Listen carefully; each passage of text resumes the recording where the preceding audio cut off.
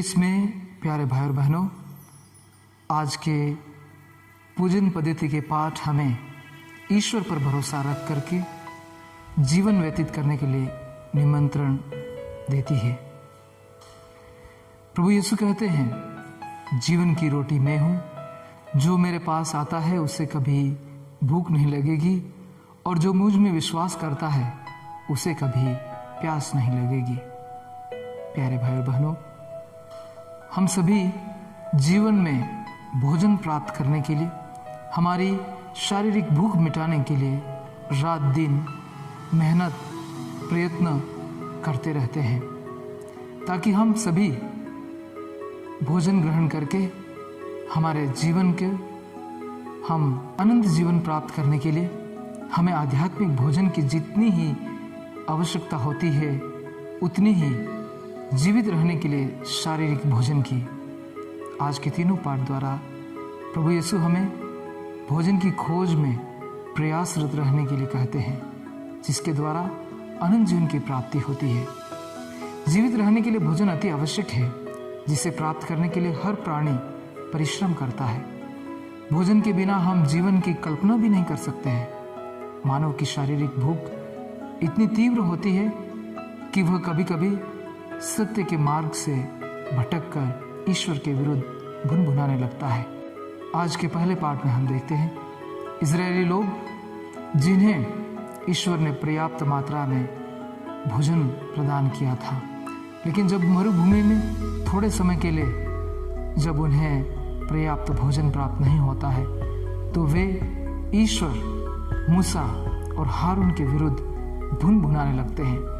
वे अपने शारीरिक भूख के कारण इतने व्याकुल हो उठते हैं कि वे उन पर भुनभुनाने लगते हैं और ईश्वर स्वर्ग से उन्हें मन्ना और बटेर प्रदान कर उनकी शारीरिक भूख मिटाते हैं।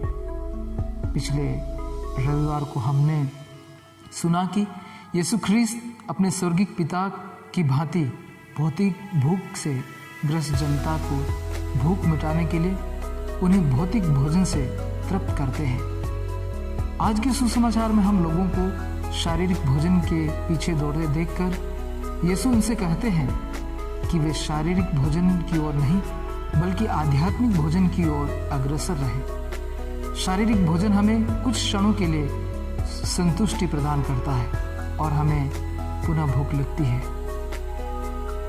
लेकिन यीशु हमसे कहते हैं, हमें आमंत्रित करते हैं कि हम नश्वर भोजन से अनश्वर की ओर अपने जीवन को बढ़ाएं।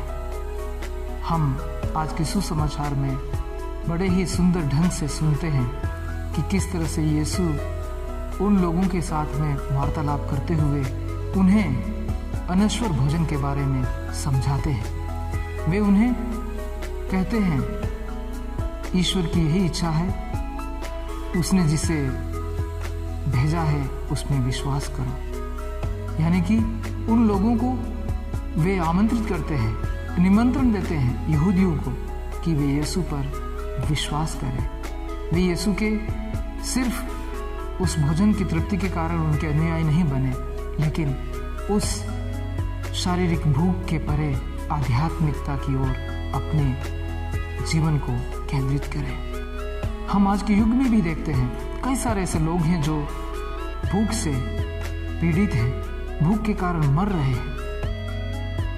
पर हम ऐसे भी लोगों को देखते हैं, ना सिर्फ शारीरिक लेकिन आध्यात्मिक, मानसिक और नैतिक भूख के भी शिकार हैं। आज लोग ऐसे भूखे हैं, धन के भूखे, सम्मान के भूखे, संपत्ति के भूखे, पद के भूखे, सत्ता के भूखे, विभिन्न तरह की भूख के शिकार हैं। लेकिन प्रभु हमें यहाँ पर उनका समाधान देता है। कई लोगों की भूख खुशी, संतुष्टि, शांति की तलाश में है, वे खोज में हैं।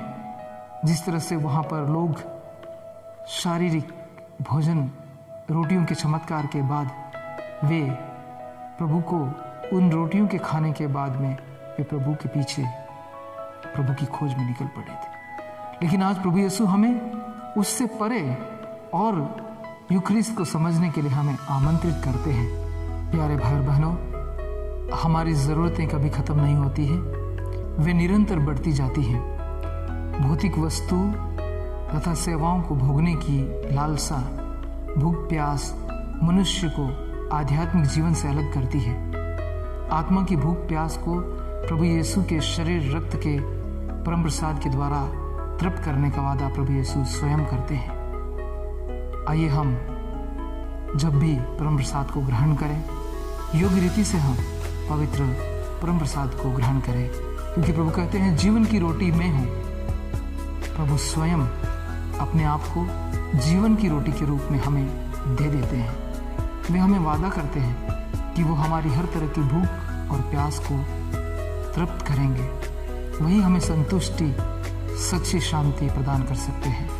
आइए हम हमारी भूख और प्यास को पवित्र यूखरिस्ट और पवित्र वचनों को पढ़ करके हम प्रभु के साथ प्रार्थना में जीवन बिताते हुए हमारे दैनिक जीवन में आने वाले विभिन्न तरह के संकटों में हम भून भुनाए नहीं, लेकिन प्रभु पर भरोसा रखते हुए हम हमारे विश्वास को सिर्फ चमत्कारों, सिर्फ चंगाइयों, सिर्फ तीर्थस्थलों तक ही सीमित ना रखें, लेकिन उससे परे हमारे विश्वास को हम मजबूत बनाएं और इस तरह से हम हमारे जीवन में संतुष्टि महसूस करेंगे।